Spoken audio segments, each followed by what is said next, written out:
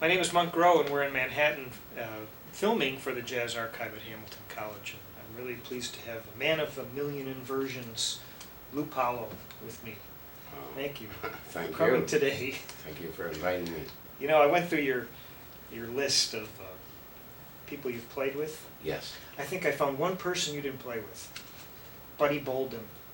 You're right. Yeah, you're right. I'm like pretty much in awe of the number of people that you shared the stage with. And boy, was there a moment or a time when you were a kid when you determined that you were going to be a professional musician? Not really determined it, but I really loved music when I was a kid, and I was doing many things. I was, of course, in high school at the time taking guitar lessons. I was doing electronics. I was going to electronics school, radio and television.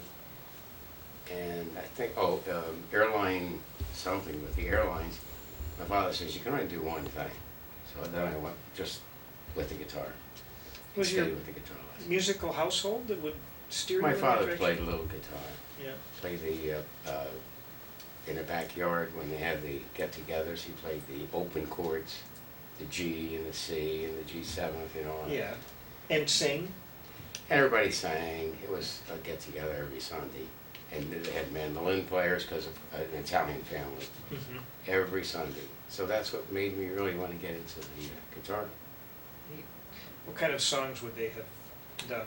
A lot of, like Mexicali Rose. I don't know if you've ever heard that song. Sure. Oh, you have? Okay. A lot of waltzes, polkas, and a few standards. Okay, Very but few not just standards. not just Italian songs then. No, not just Italian, but the standards. And if they did play standards, they didn't use all the right chords. Okay. You were playing all open chords, so instead of like using a C to a C diminished or a C sharp diminished to the D minor seventh to a G7, you would just play C and a G7. You know, of course, it would sound okay. Sure, sure. It would. And the spirit was there. Oh yes. Yeah. Oh yes. How much in your guitar lessons over the years was valuable for when you started playing gigs? Let me rephrase that. Yes. Was there a lot of learning on the job for you? That's what I was going to get at. Yes. Okay. The learning was on the job training. Let's put it that way. You learn more playing with better musicians. That's number one. And you learn more that way than you can taking lessons. I mean, taking lessons, of course, gives you the basic. But then once you're on a gig, as we call it, the gig, you'll see what one person has that you don't do, and you'll pick up what he has, and you'll see what the trumpet player's doing, or the pianist, or whatever. And it's better that way. That's what I was going to get at when you asked that question. Also on a gig, is there a certain amount of, for a young player, not learning only what and how to play, but how to act, how to comport yourself, how to be a professional. Like, you know, you don't necessarily hire the best player, you also hire people who are dependable. Yes. And that's another thing to talk about, yes. Maybe a less of a musician, but more dependable, as you said. Sometimes that's even better. And so you learn from all of them, from every one of them. And even from a lesser player, he might do something that you can pick up ideas from. There's always different ideas. I've heard standards where, like, we were talking about difference in changes and chords, where you can, it comes back real smooth and so forth.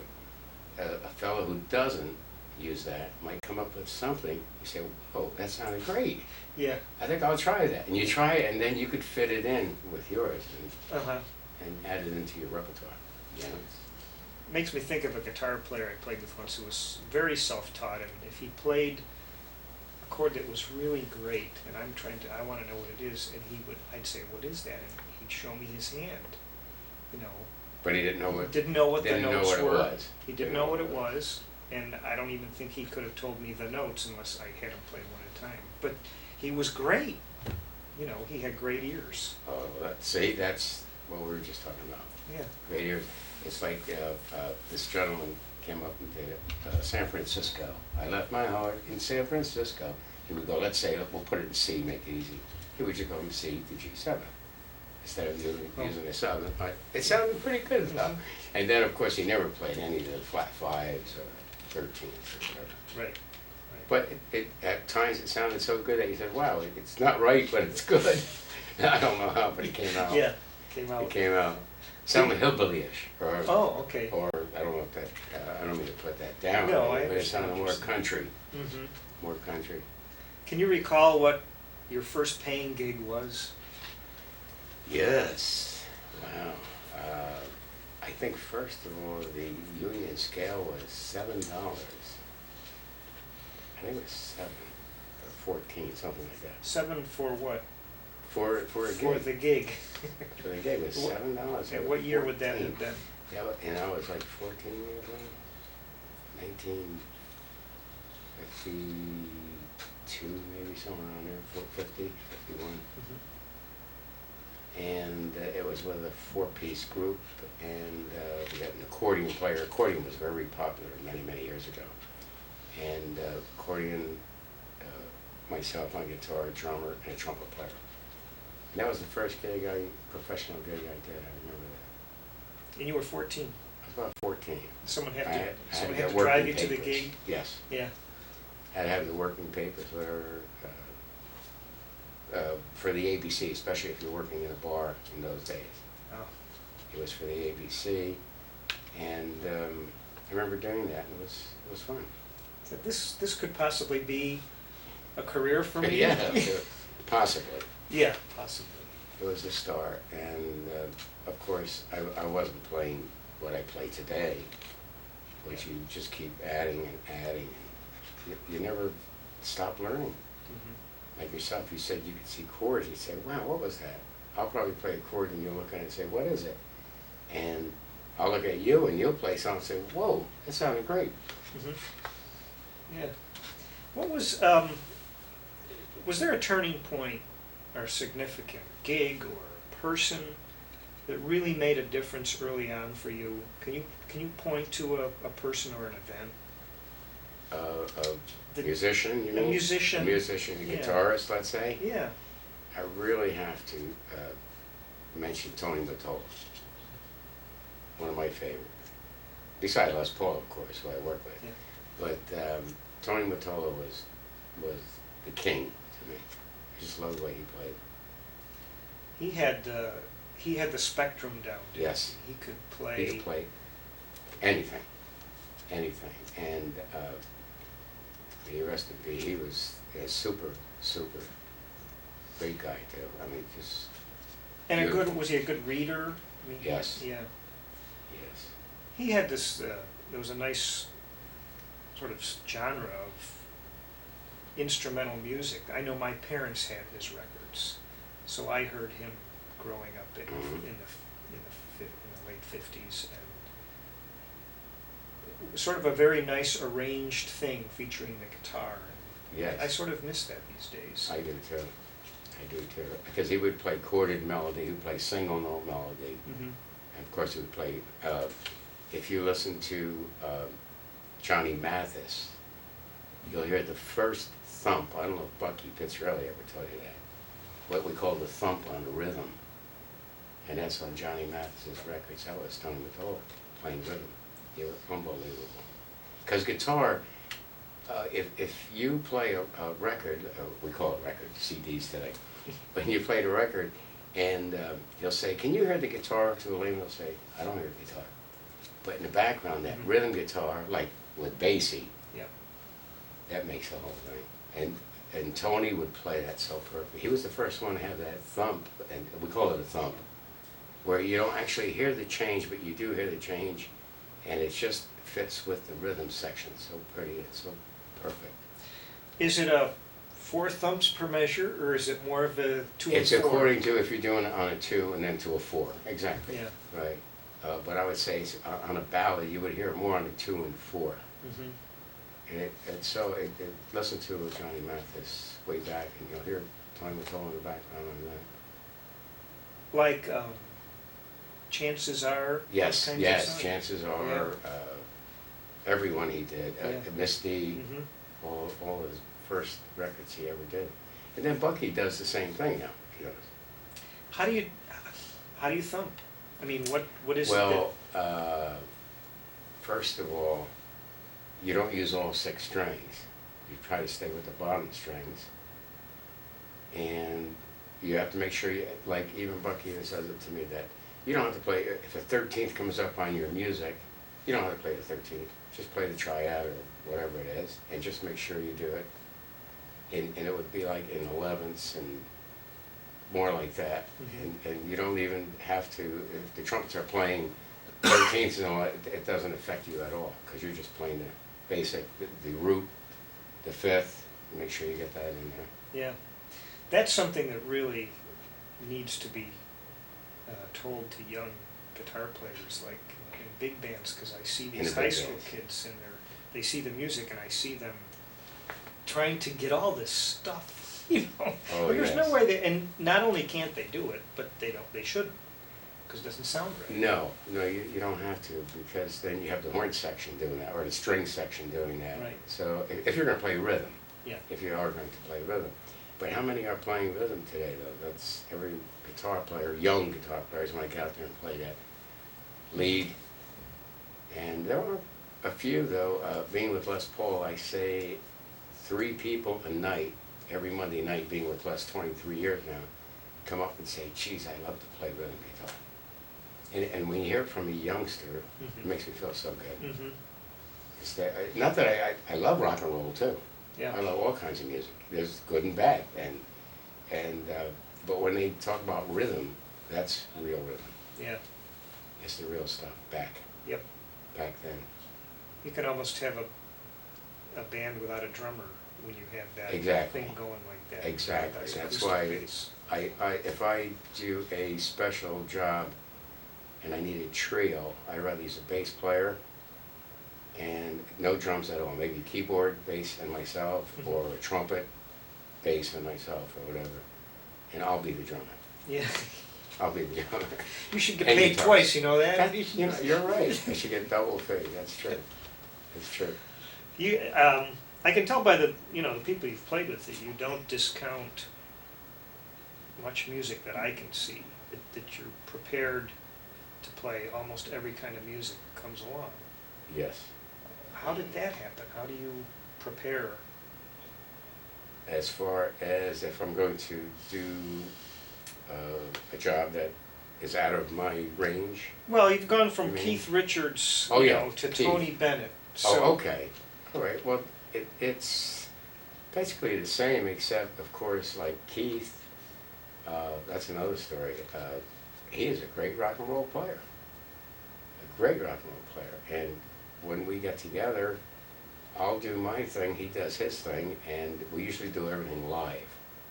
And like in a circle, live microphones. And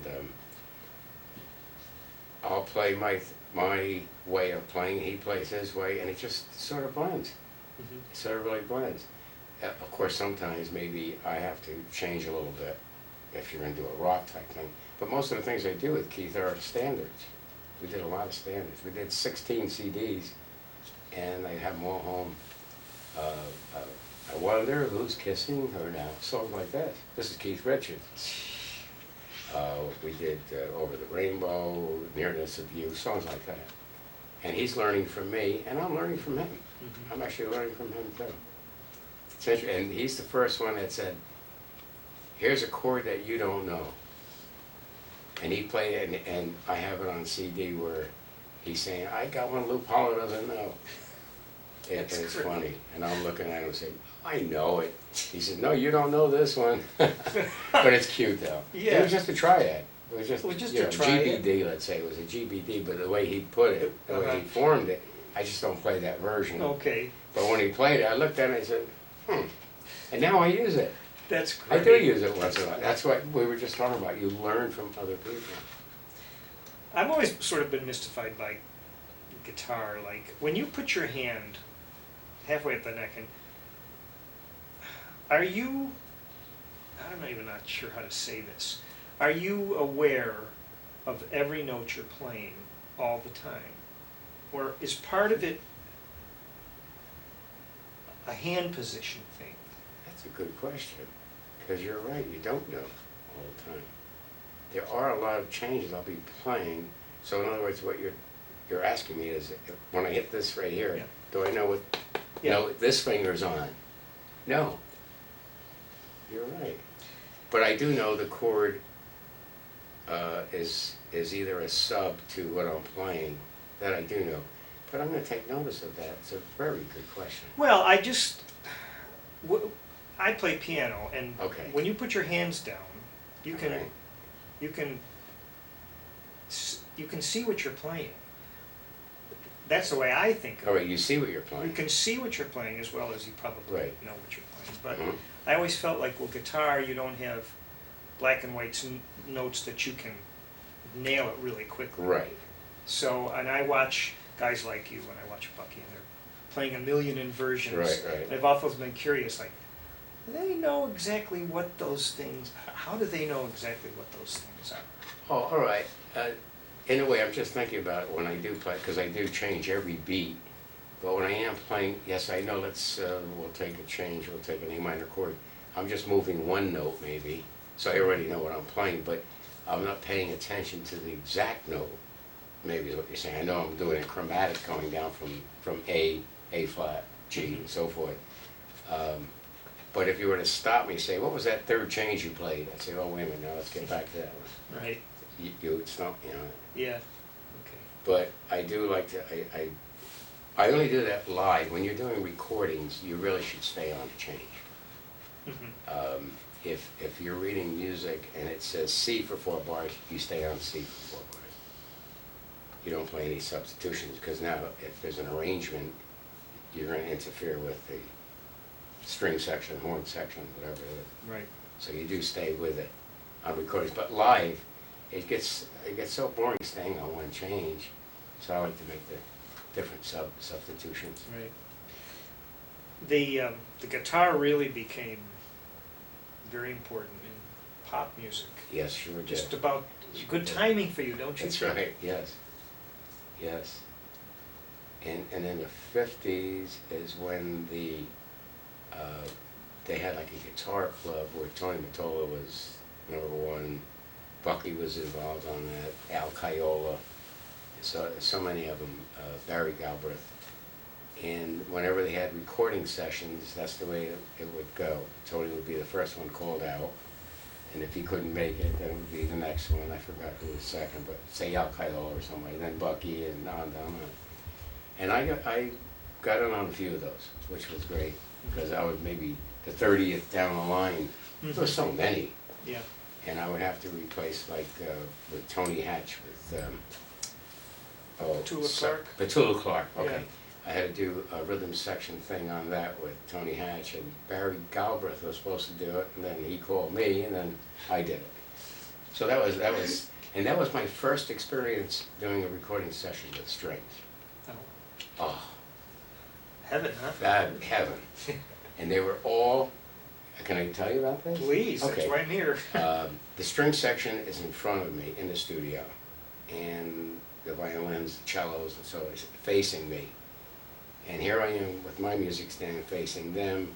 Next to me was another guitarist. I can't think of who was on that session. And I was playing a 12-string. I borrowed Les's 12-string guitar for that, because I didn't have one.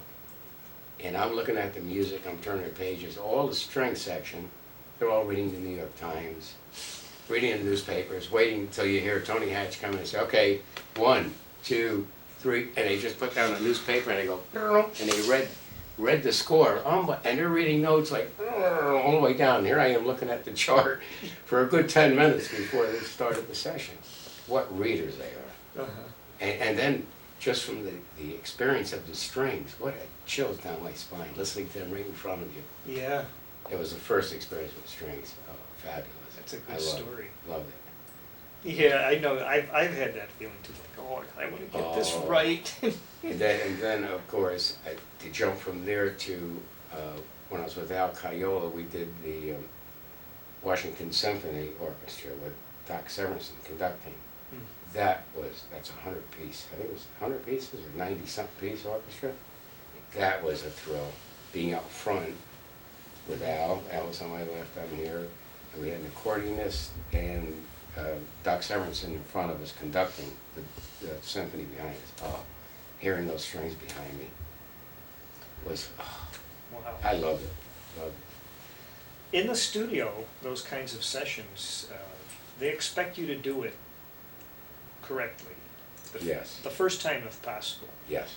Because it's a time thing, right? Exactly. They don't want to have it Time overtime. to time. Do you recall if Petula Clark was even there? No, she wasn't there. We were doing the rhythm, The track. the tracks for the rhythm section. Uh-huh.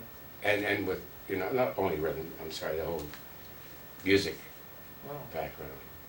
Do you remember what the song was? Um, Was it a hit? Was it it was, one of her it was hits? an original, and I think Born Free might have been one of them. Mm-hmm. I'm not too sure. Born Free? Oh, I can't think of the other one right now. But that was... Any other particular studio dates like that stick in your mind? People that you've recorded for? Oh, there was so many. Yeah. So many, but the strings really get to me. And that I have to say, that's great. And the other things, of course, with Keith and a lot of doo-wop type things, a lot of that, Mm-hmm. where recording sessions, just go in and play. And of course, they couldn't write for guitar in those days. All they did was write the change, and then if they wanted you to play a lead, maybe someone told you this in like in the 50s, they never wrote for guitar. They just wrote the changes, and they would say, okay, take a lead here between these 4 measures, and you'd have the changes, and you'd play your own, what you wanted to play. Mhm. And now they're writing for guitar. Well, they're Or writing they out have the been, solo or they have parts. been in the past, Yeah. let's say 10 years. Uh-huh. But they never did write the actual single notes out for guitar. Mm-hmm. Did they get specific enough to say, like, let's do that again, because we didn't like that lead Oh, you yes, played? yes, Yeah. yes. But you'd have to do the whole rhythm section probably. Or did you do any overdubbing of just solo parts? Dubbing, yes, but not on any Not that. big recordings. Okay. That I'm trying to think of, no. Mm. Where I did like 3 parts. I've done it where I did 3, 4 parts, where it sounded more like a guitar section. Yeah, 3 guitars, they can't all do the same thing, right? Right. So what is the sort of the assignment of roles between those 2 or 3 guitar players? What is one person doing and the other person doing? Oh, okay, I've done that too, for the 4 Seasons. Again, that's sort of like a rock group, we Hmm. call it rock. We've had, I think there are 4 guitar players on that, if I recall. Vinnie Bell, you've heard of Vinnie Bell, I think. Vinnie was on it, I'm on it. There was someone, a young boy, right, he was about 18, playing acoustic. And Tommy DeVito, he was one of the 4 Seasons. So there was 4 guitars. My part was just to play, not rhythm like big band style, just arpeggio type rhythms. Maybe in a measure, you would have the arpeggio type thing, you would just strum down, Mhm. then you would strum down, and then maybe play 2 beats here, 1 beat here. Yep. That they could write Right. at that time. And it would just gave color, because you had so many other guitar players. I think Vinnie played the same thing, but not the same arpeggio in the same spot, and the way it came together. We did quite a few of the records, and I'm trying to think, like Tell It to the Rain, Mhm. I've Got You Under My Skin, and all those. Mhm. We were on those, and a bunch of other ones. Was someone assigned to just the 2 and 4? No, they really didn't do it on that. Really? On that. Oh. Well, just on the rock part, just what we used to call the chicks. The chicks, yeah. You recall that? Uh-huh. Now you play piano, and how I'm a come piano you- player. And you know Well, what? I'm a fan of that music, and Oh, okay. I like to listen to what the rhythm section is Oh, doing. all right. What's neat sometimes on those old In fact, some of the Four Seasons records, if you got a stereo, the way they mixed them, you can pan it all the way to one side or the other. And they used to put all the vocals on one side, and the band is on the other side. Oh. So you can really hone in on. I'll have to try it on some of the records. Yeah, it doesn't work for everything. In some of the remixes, they didn't do that. Mm-hmm. But I'm talking about sometimes if you're listening to the oldies station in the car, you know. Mm-hmm. Try I'll do it there, okay. Sometimes Yes. you can say, I oh, will. that's neat. Because we did, if I recall on the Four Seasons recordings, Frankie didn't even sing. Frankie Valli, Yeah. of course, and they didn't do their background, but they did put it on later on. Yeah. He might have done a scratch track of Right. the vocal. Mhm. If I recall that, he did that. We did a lot of commercials too. In those days, all the rock and roll groups and groups were doing commercials for different stations. Like, hi, this is Frankie Valli for KTLM in Oklahoma City, and Mhm. we would be playing in the background, and then next was up. We did a lot of those. Oh. How much did those, what was the studio rate that time? On their studio rate, I think those days about $250, about $250 For for 3 hours. For 3 hours. Mhm. About $250 for 3, and then it went up. And a lot of times, of course, you went overtime.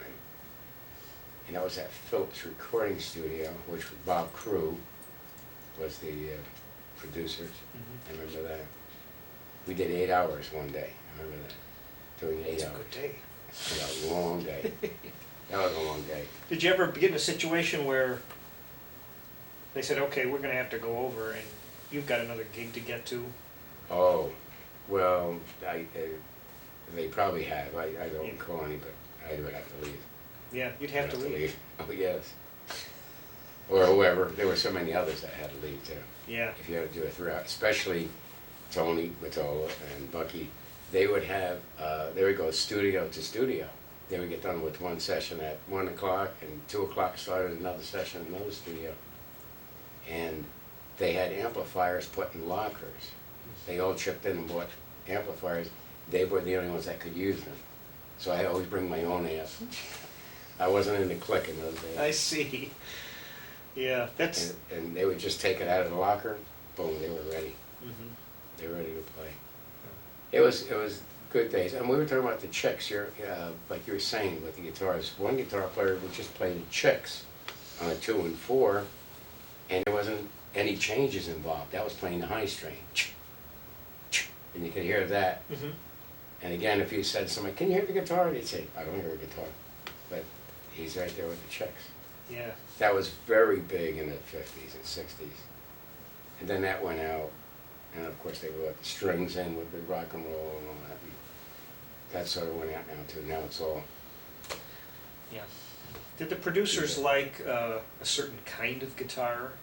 I mean, did they want you on a Strat, or did they get That specific? I've never been questioned on it. As far as, meaning, when you went into the studio, you're a guitar player. And I would bring a 175, ES 175. Which is Gibson. what? Gibson. A Gibson. ES 175. Epiphone, I have the Epiphone also. And then I would bring a 335, which is a Gibson also. That I find the best recording guitar was the 335. That's what Eric Clapton uses a lot. 335. It's a great guitar. It's all around. But acoustic wise, of course, not for acoustic. Did they used to put mics in front of your amp, or we went direct? Into Yes. Yeah. A lot of them were the microphones in the beginning, Yeah. because they didn't even have the XLRs coming out in the back Mm-hmm. on all the amplifiers. It was always high impedance, and then that was noisy. Oh. But usually a mic in the front of the amp. I had a twin amp, one of the first ones, I think 1958 or 59. I don't know when they first came out. Didn't have reverb on it.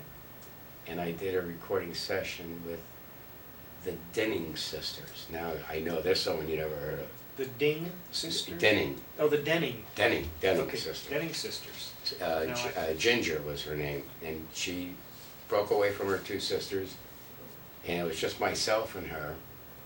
And I brought this amp in, they put the mic in the front, he said it was the quietest amp he ever heard, the engineer, which was, because usually they always have a hiss or a hum, Yep. but that amp was quiet, and I sold that amp. I'm sorry I ever sold that amp many years ago. Yeah. I should have still had it. How many guitars do you own now? Ooh, what do I have? And not that many. I'm not one because I like to play them all. So every week I change, and I'll bring each one in so I can play them. Yeah. So I have approximately 8, 9, 10, somewhere around there. Okay. I've given a lot to my son Yeah. That's neat. that I don't At least your use. guitars don't get so lonely. They don't Right, touch. not only lonely, I was always told that if you have an instrument, you should play it, and not just leave it in the case, because then the neck tends to go on you after a while, and so forth. You have to play it. Yeah. You have to play all the instruments. So I like to change.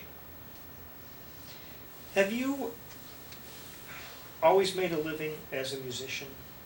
Not always, but I would say the majority of my life, yes. Yeah. Majority. And even when you weren't, you were probably playing. I was still Anyway. playing on weekends. Yeah. Right, I just, when I was first married, I took a job with I was a production manager with the New York Times, and it was in New Jersey. They had a subsidiary, and I did that for about 3 years, and playing weekends, and then the headache started coming because of working so many hours as a production manager, and the pressure. So I'm going back to music. I went back into music and stayed in music since then. That's great.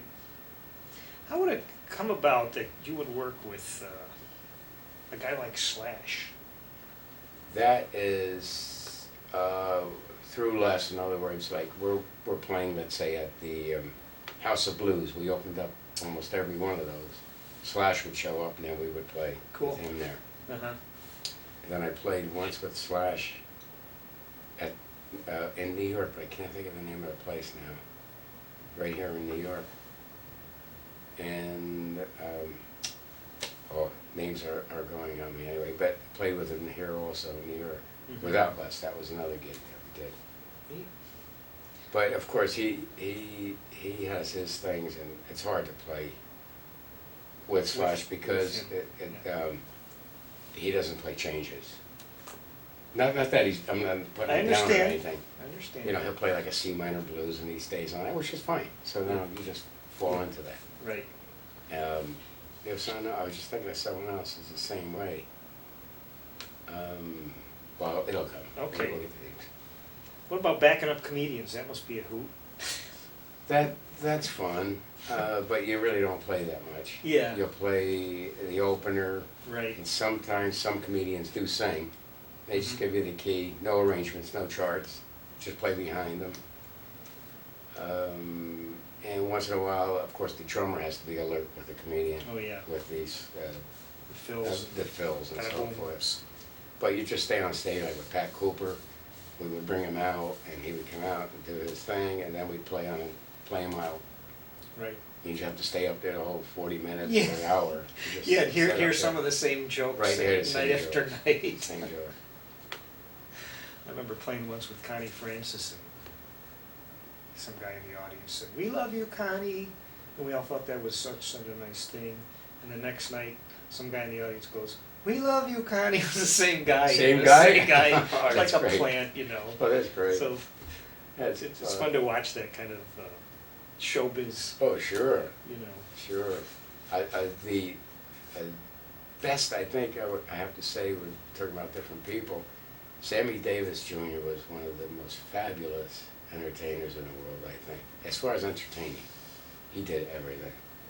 And playing with Sammy Davis, I have a good story for you.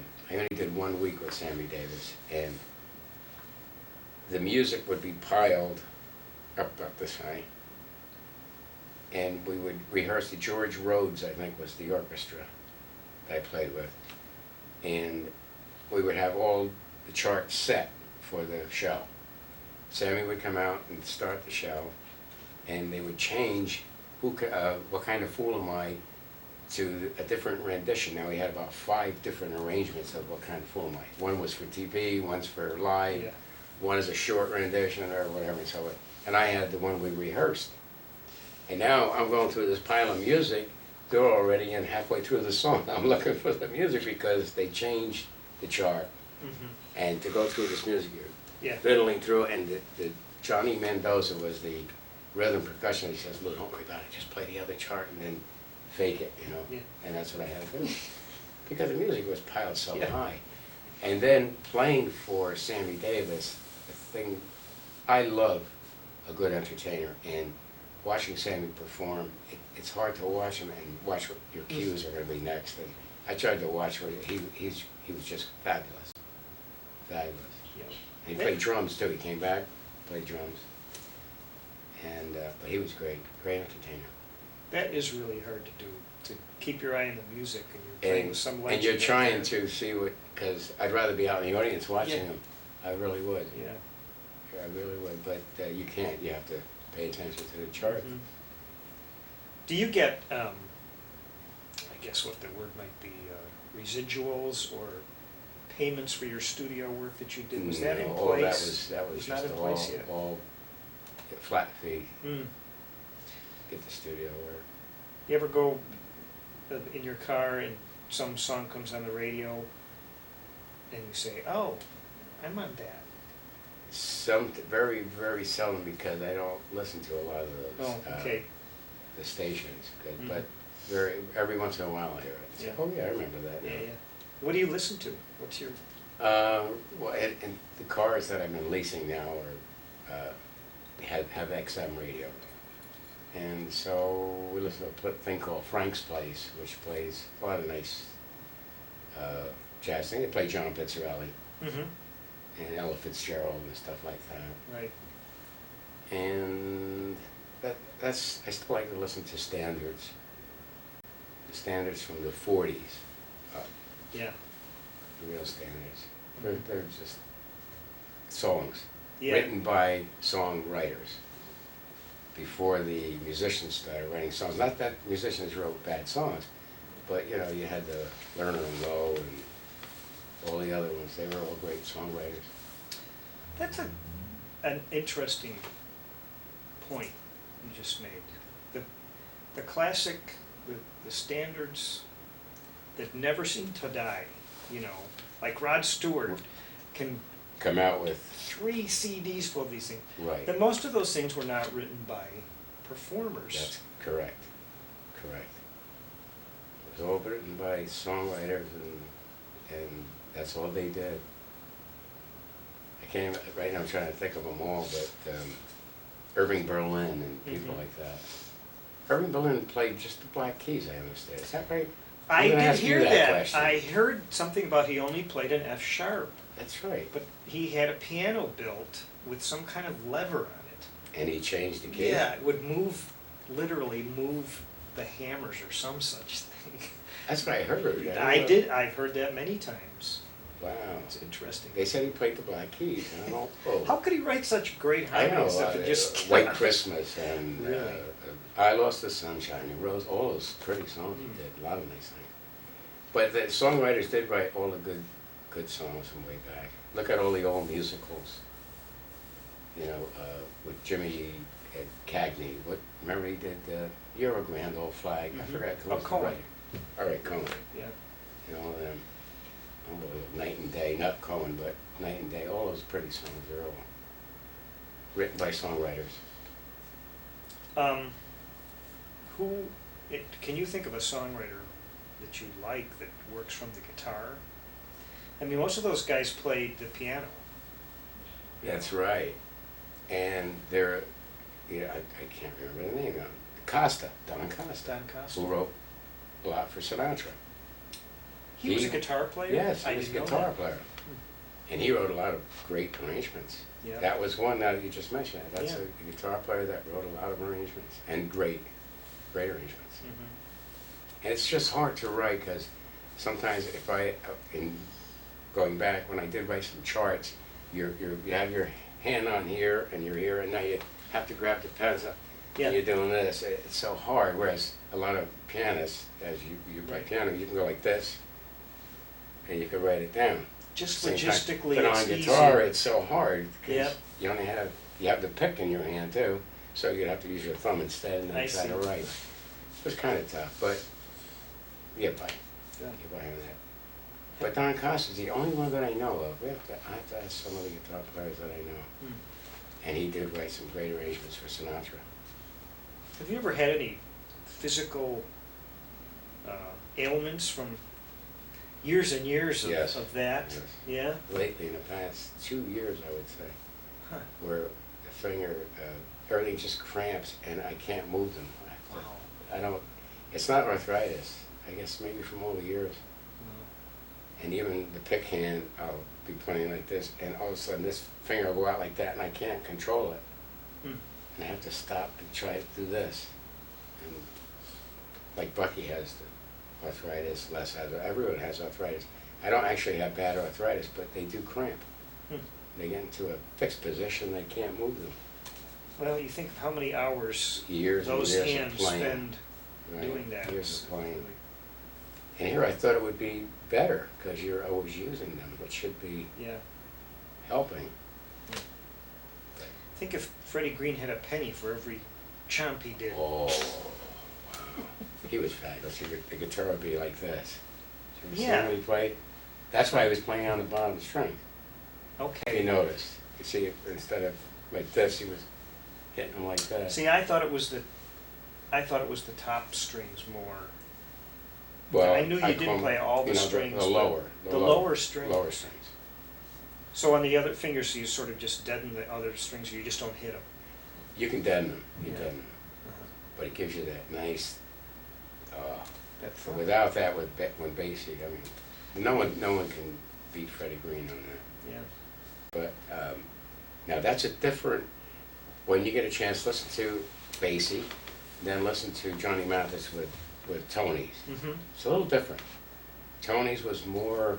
You can hear the change more, and it's just fabulous what Tony did. I think he used an L5. Pretty sure. Where on Basie, what did he use? A Gretsch. I think it was a Gretsch. I think he played a Gretsch guitar. Big body Gretsch. There's a little anecdote about him. He had an amp for a while, and he would want to take solos, but the guys in the band kept sabotaging the amp. Because when he stopped playing rhythm, the band fell apart.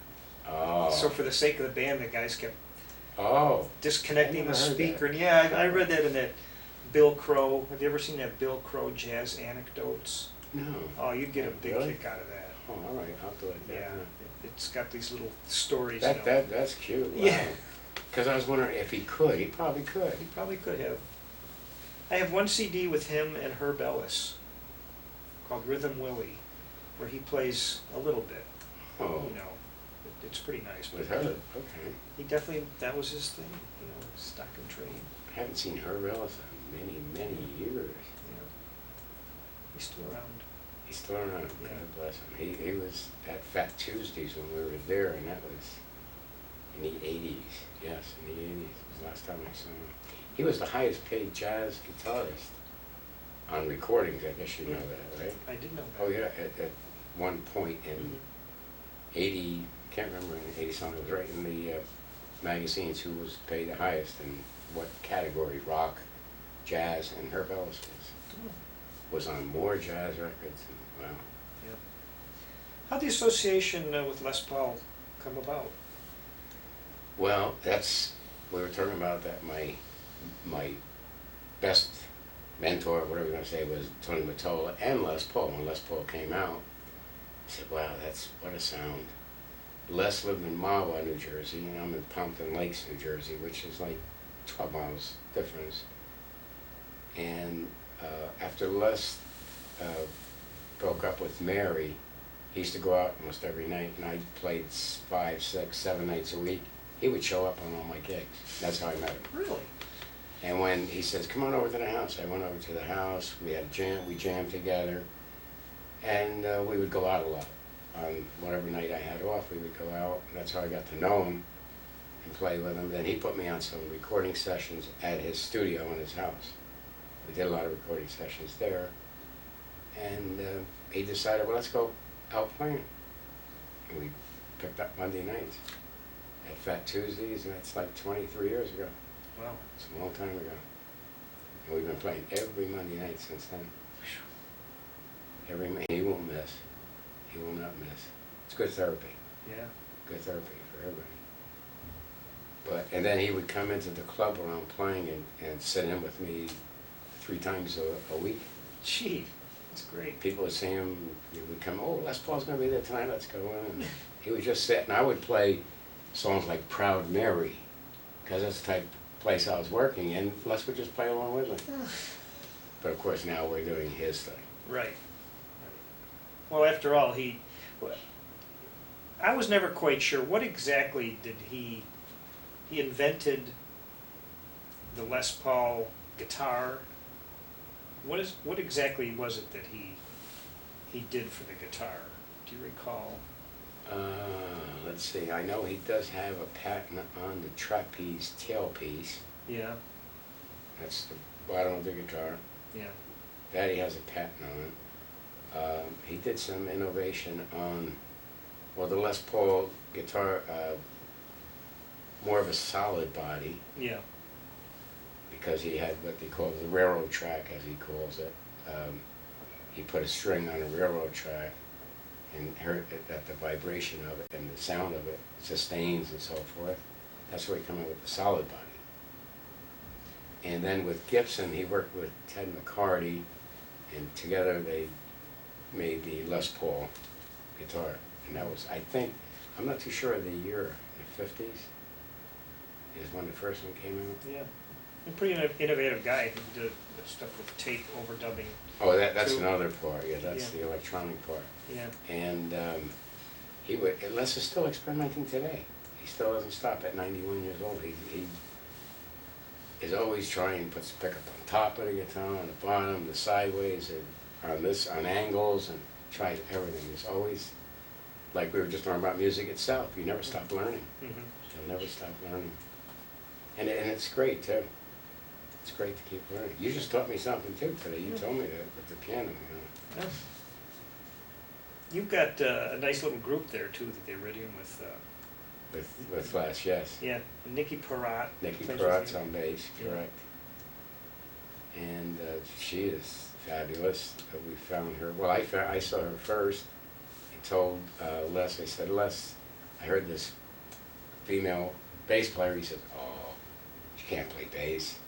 He says, Les, you have to hear her. So she came in and sat in with us on a couple songs, and he said, whoa, couldn't believe it. Because he figures girl, because Yeah. of their Smaller hands. smaller hands and so forth. She plays that acoustic bass. She's great. And then we hired her. She's been with us now, like, I'm not too sure, 5 years maybe. Do you notice is there any discernible difference in playing with an acoustic as opposed to an electric bass? Yes. What is the difference for you? For me, I prefer the acoustic. And you could have it amplified, of course, but the acoustic of the bass still comes out. It has more bottom, warmer, I would say. And if you do play the electric bass, you really have to get someone that really is playing the correct notes, because now the notes are really going to be heard and popped out. It's true. You got to play the right notes and the right patterns if you're going to walk with the bass and so forth. Whereas I think you can probably get away with it on acoustic a little bit, but the acoustic, I'd rather work with acoustic. Yeah. Gives you a little more bottom. Do you ever have to play bass? Yes. Play electric bass? Yes. That's with Dion and the Belmonts. Oh.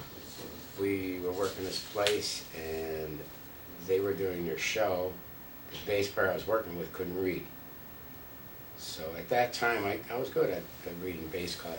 So I took his Fender, I guess he had a Fender bass, if I recall, and I played the bass part. That was the only time I played the bass. Okay. It was easy because the charts were very simple. Mm-hmm. It was playing on 1 and 3 mostly, or Yeah. something like that, and I could read them off fast. And I played it with a pick on a bass cut. Boy, that hurts. Yeah. When you do this on your fingers. But that's the only time I played a Fender, just with that on one of the shows, and and I tried playing bass, but it hurts my finger, number one, if you're going to use the correct way to play it. Right. Did you ever do any extended road work? Oh, yes. I'd be out like maybe 2 months. That was like Vegas, Reno, Tahoe, on different tours. It's with a group called the High Lads, and we would tour all over. Did you like it? It's fun playing in different venues, and especially playing Vegas and all that, because you don't have to bring, all you have to do is bring your guitar with you. They have the amp, you pick your amp out. They have a room full of amps. You say, all right, I would like that amp at 4 o'clock in the afternoon, whatever night time you go on. They'd have it out there set up with the wire, you just plug in and you're all set. The controls will be all set for you. But living on the road after a while gets kind of rough. You have so many different clothes with you and so forth, and you have to keep getting them clean because you can't bring too much with you. And it's lonesome in a way. A lot of downtime, right? A lot of downtime. Just not traveling time. Yeah. Especially when you're driving from town to town. It's fun. It's an experience, though. Yeah. It's something you should do, but I think something you should do, try it, and then, like now, if we go on the road, we fly out on a Tuesday, we perform on Wednesday, we're back on Thursday, which is great. We'll do one night. And when you say we, who are you most likely to do mostly that? Mostly with Les. Okay. And the longest I've been away with Les was when we did Spain. That was a week. We flew out and we did a whole week in Spain, and then flew back after that. That was the Expo. All the guitarists from all over the world. Wow. That was a great show. I'll bet. Great show. But that's the most in the past 20 years, I guess, that I was away. Any difference in playing overseas? No.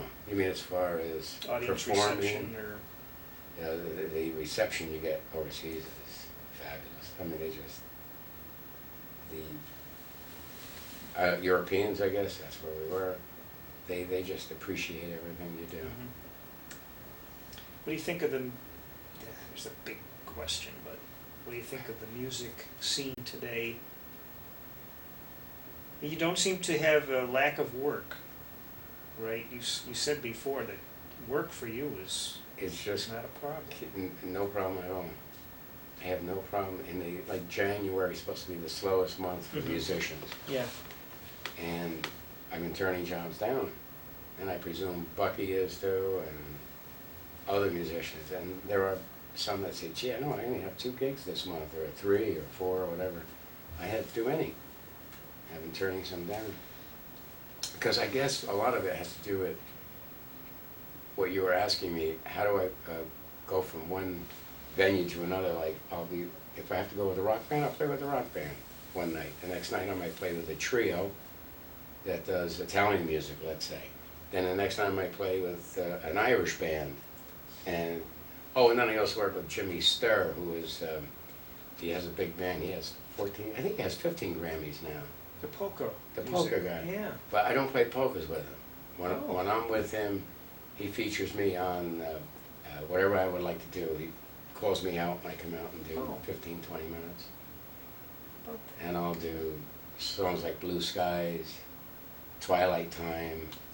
I'll play on the guitar. And I'll do How High the Moon, Les Paul style. And people love that. But so that's, I think, the difference, because if you're just going to stay on one path, and you're just going to play jazz, let's say, Yeah. well, you're limited then. Definitely. Then you have to wait for someone to call you from that gig. So that's why I keep changing and then I use the different guitars. That's how you can use, if you're going to play with Jimmy, I'll bring my 335, or I might bring an acoustic with electric, of course, on it too. And with Keith, I bring a Les Paul, and so forth. So, the Squirrel Nut Zippers, have you ever heard of them? Yeah, I haven't. I did a few concerts with them, and that was different too. They did all original songs, and I never rehearsed with them, and I did one was at Roseland. I did a show with them at Roseland. New Year's Eve party in Washington, D.C. I can't think of the name of the place. They would call me and say, come on, we want you on the show. I would listen to the first chorus to hear where the changes went. And I would play very slow. I knew what key they were in. And then I knew, now I nailed it. The second chorus, I'm right with them. That's cool. But I had no idea, because it was all original songs that Yes. they did. But it was fun working with them. Yeah, they're a hoot. Yeah, I think they must have broken up by now. Yeah, there was I An forget era how of many that years ago. swing era. There seemed to be like this swings back. Swings back, right. Yeah. It wasn't back for too long. It wasn't back, you're right. But it was cute though. At Roseland, I recall seeing these young kids, I say young kids, young people dancing to Jitterbug and things like that. And they had the 1940s dresses on and zoot suits and all that stuff. Oh. And they were dancing and we're playing up there and oh, it's great. Wow. But it didn't come back too long, like you said. Uh-huh. But today, of course, you have the rap stuff. Yeah, which I assume isn't on your radio. I can't associate with it. Uh-huh. I just can't. It's just, to me, it's poetry. But the music is a drum beat and a little bit It's of awful bass heavy too. and bass heavy. Yeah. So I really don't pay too much attention to it. It's probably good. I can't put it all down because the kids love it, but Mhm. it's not my thing. So if I ever received a call for something like that, I would never do it. Yeah. Which I wouldn't. They wouldn't call me. Right. Well, I don't think they use too much guitar anyway. No, It's some mostly- cases they do. Yeah. It's very few. There's a nice picture here off your website with Jerry Seinfeld. Oh, that was at the Iridium. Uh-huh. He showed up one night, and Bucky was on that night, in fact. Mm-hmm.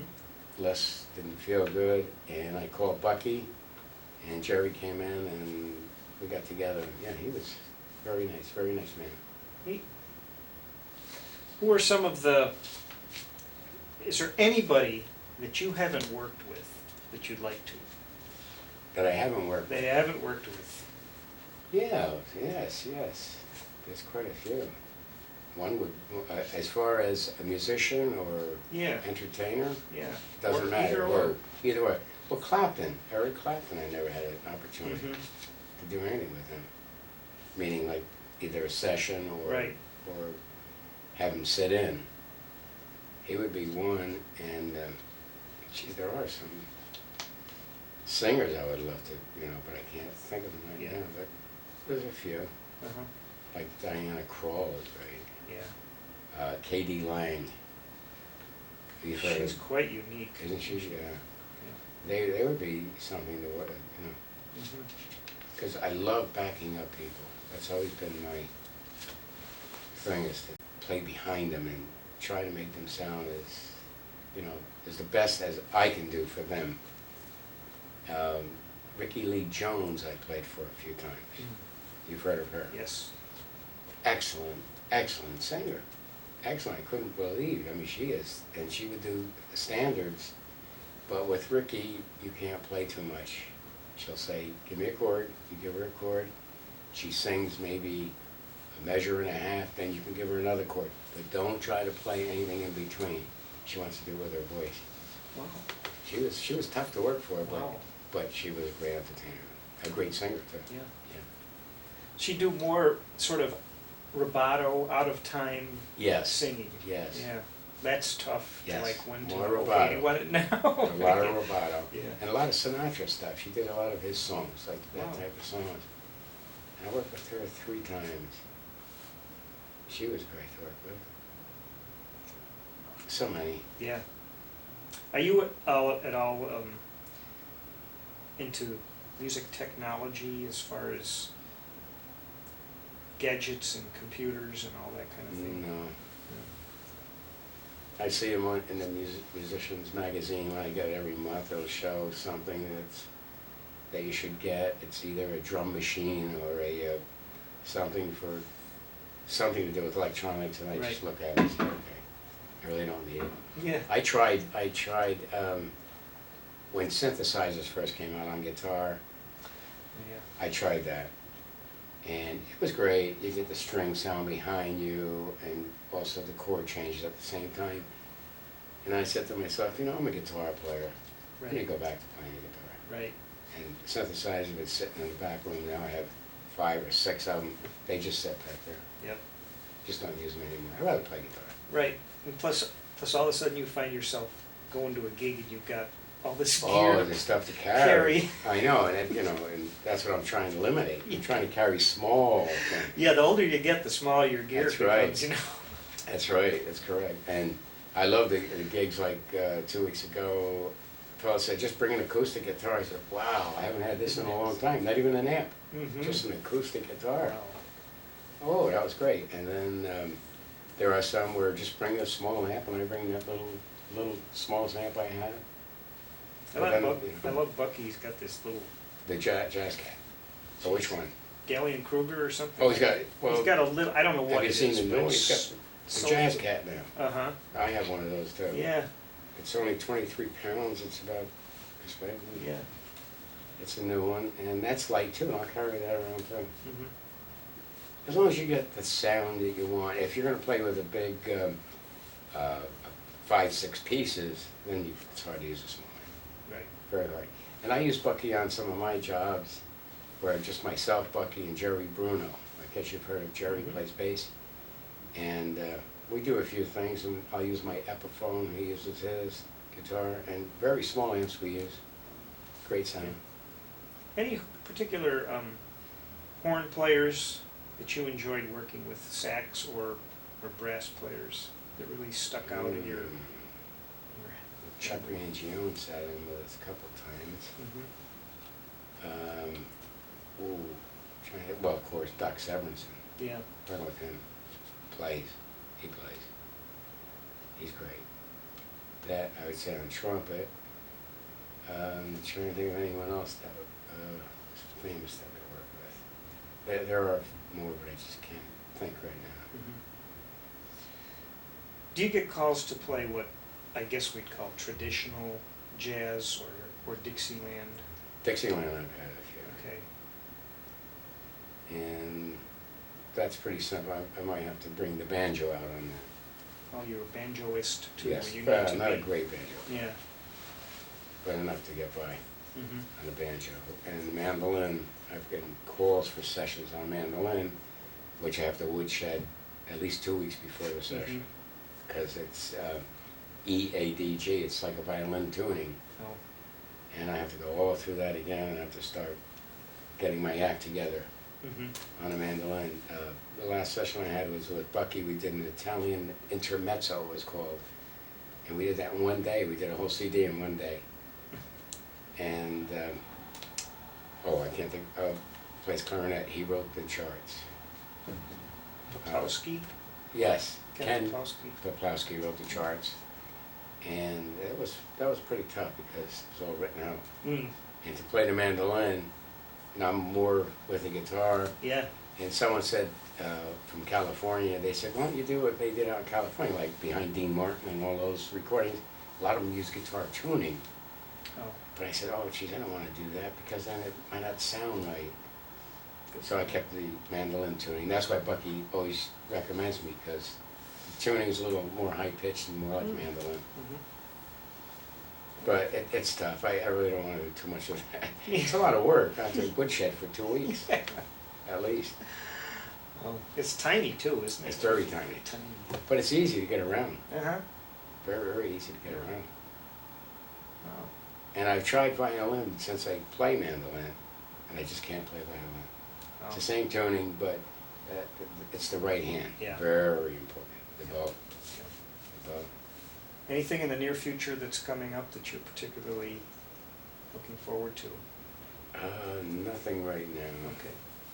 Except your Monday nights. The Monday nights are always there Yeah. at the Iridium in New York City. And we just did Kane University a couple of weeks ago. That was with Les too. I think we're supposed to open up some more House of Blues or do Cleveland again. We did Cleveland before they even had the Rock and Roll Hall of Fame built. And that was, Ray Charles was there, Les Paul trio. Then we just had the trio, Gary Maserati on bass, myself and Les. And they didn't even have the building yet. Oh. We did the first, where they were getting the money for it to build. And then we went out and did the Rock and Roll Hall of Fame a couple times. And with different groups now, but we're out there. And that's about the only thing that they want us back out there. They want us in Cleveland again for the House of Blues. But of course, I don't think Les wants to travel too much now. Yeah. Does he live right In York Mahwah, in you Mahwah, said New that, Jersey, yeah. right close by. Yeah. So, but we'll stick with New York for now. Yeah. Okay. Stay in the New York area.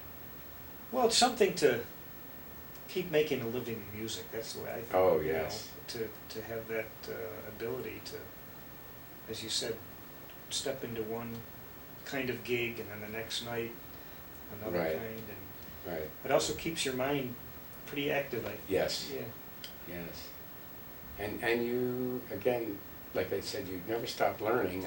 I used a sax player with me Wednesday night, and I asked, it was a Nikki Perrot's sister. She plays alto. And I used her on a gig, and I said, do something in a rumba tempo, and she did it. Here's a song I never heard in my life, and I forgot the title of it now, but I'm going to call her up. Of course, I could hear the changes, and I just backed her up, and I said, never heard that song before, and she said, you never heard it? And wow, it's unbelievable for me not to hear it, especially, you know, I know almost every song from 1940s up, Right. and she got me. So now I'm going to look that song up. Okay. If someone said, let's do Misty, let's do it in B. No problem. No problem. No. How do you think that? How do you... And I'm not going by frets. uh-huh. Let's say if you're playing something in this right here, on here, and someone's going up a full step, you just go here. Yeah.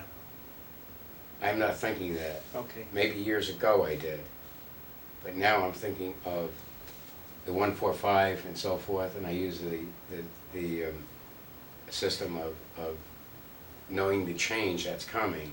In other words, if I'm in a key of C and you're going to bring it to, say, F, you want to bring it, I go a fourth up, a fourth up from there. Then I know the change. Or I picture it in the key that I do know it in, and I know that I'm going to the 5 change or to the 2 minor 7 change. It's all there already. It's like photographed in there or something. Yeah. But there are times you can get stuck, because if there's a mess of changes, then you say, all right, well, let me just pick out the main ones, and you skip one or something in between. But otherwise, no problem. But I never do where you could just cheat. We call it, it's not really cheating. It's like when you put a capo on a guitar. Yeah. All these people have capos. They're playing the same chord over and over, but they're in a different key. Right. Same as Irving Berlin we're talking about with the piano. Yeah. But, yeah, so I just could never do that. I'd rather just change to the key you're supposed to be in. But it's interesting when someone does change a key. Yeah. It keeps you on your toes. Definitely. You have to really think. Like the women singers oftentimes are like a fourth or fifth away Yes. from where you Yes, normally exactly. play it. And they will go to B. And guitar players love E. We say not all guitar players love E, A, and D, let's say. I hate those keys. Not that I hate them. I'd rather play E flat. Huh. It's more for a horn. I like E flat. I like A flat. Really? I love A flat. I love D flat. But E, because I got away from that open stuff down there many, many years ago, and it's hard for me to even play the open chords anymore. It's almost too easy, huh? Well, no, I think it's hard. You think it's Now, hard? Yeah. It's hard. Yeah. I'd rather play all the Okay. different changes up here. It's hard, but that's why I prefer E flat. Well, that puts you in good with most of the classic, the Yes. standards, because the majority of them are in flat keys, right? Exactly. Yeah. A flat, D flat. Yeah. Even Stardust is written in D flat, as you know. Mhm. And then when you're on a special gig, you have to look over at the person that's going to play and say, are you doing the original or C? They usually allow them to do it in C. I see. Okay. They do it in C, but the original, of course, is D flat. Worse is when they can't tell you. I've been through that too. Yeah. I've been through that too, where I've asked many players, what key are we in? And they just looked at me and I'm going, whoa, you're a horn player, but yet sometimes the horn is a little different. Right, or sometimes they'll say, my first note's a D. Yes, I've been through that too. So you're thinking, okay, his first note's a D. Well, you're doing like Right, transposing. And I had that case on a job that I did. A fella come up and said, I want to sing "Fly Me to the Moon." So I said, well, what key do you want? He says, A. Fine. So I gave him the first note, and he sang. He says, that's the wrong key. He wanted me to start on A minor 7th. Oh. Well, A minor. We'll just say A minor, and it would be in the key of C. So Right. I put it in the key of A. Oh. So I told him, I said, well, you told me A. He said, oh, well, see, Yeah. he didn't know what key he was in. Right. He just knew he started on A. A what, though? A minor, A major, you know. Uh-huh. And and then you do have people, when you have relative minor and Yeah, major. Now, that's right. and if you're going to do Funny Valentine, what key is it in? Right. Is it in C, E flat, whatever key you want, A flat? Yeah. Because you're going to start on a minor, relative minor. Right. They might say A, that means A minor, Yeah. and it's in the key of C. Right. Or E minor, key of G, and so forth. There's a couple tricky songs like that that Right, and don't then, end up where they then I sing. feel bad because I'm saying, I hope they can make it. Yeah, I hope the first note, this is the right key. yeah, And 9 out of 10, yes, but there are some that really don't know. right, They don't know. And that's experience. yeah. You get a lot of experience. Then you just bring it back down. Yeah, Bring it to whatever key you think they should be in. right, And it might be the wrong key that they even gave you. yeah. That's I've right. had that I too. kind of know better than that. I've but had that yeah, too. that's funny. Well, it's nice that you can do that and nice that you care enough to do it. Oh, yes. I'd rather do it that way and Yeah, get yeah. it right. Well, it's been really fascinating talking to you. Well, right? it's fascinating talking to you. My Right. God, you made it so nice and comfortable for me. Well, good. I might just sit right here for the rest of the Yeah. day. I hope to get to hear you play sometime. I hope so. I think we'll keep in touch, and Okay? if I ever come up your way, I'll give you a call. Definitely. I promise. Okay. I hope you make it to the turning stone. I will.